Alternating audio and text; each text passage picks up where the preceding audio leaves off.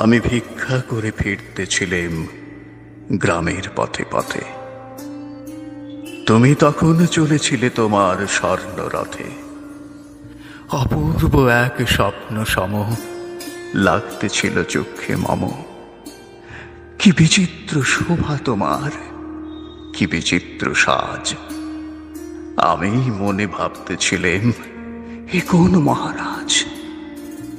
আজি শুভক্ষণে রাত পোহালো। ভেবেছিলেম তবে আজ আমারে দ্বারে দ্বারে ফিরতে নাহি হবে। বাহির হতে নাহি হতে কাহার দেখা পেলেম পথে। চলিতে রথ ধন ধান্য ছড়াবে দুই ধারে।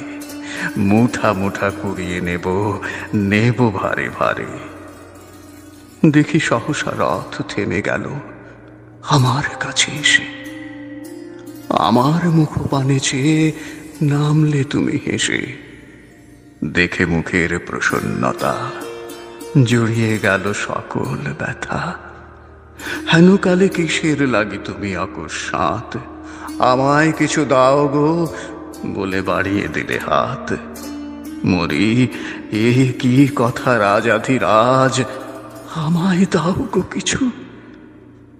শুনে ক্ষণকালের তরে রইল মাথা নিচু। তোমার কি বা অভাব আছে ভিখারি ভিক্ষুকের কাছে? এ কেবল কৌতুকের বসে আমায় প্রবঞ্চনা। ঝুলি হতে দিলেম তুলে একটি ছোট কণা। যবে পাত্রখানি ঘরে এনে উজাড় করি, একে ভিক্ষা মাঝে একটি ছোট সোনার কণা দেখি। দিলেম যা রাজ ভিখারিরে, স্বর্ণ হয়ে এলো ফিরে। তখন কাঁদি চোখের জলে দুটি নয়ন ভরে। তোমায় কেন দিইনি আমার সকল শূন্য করে।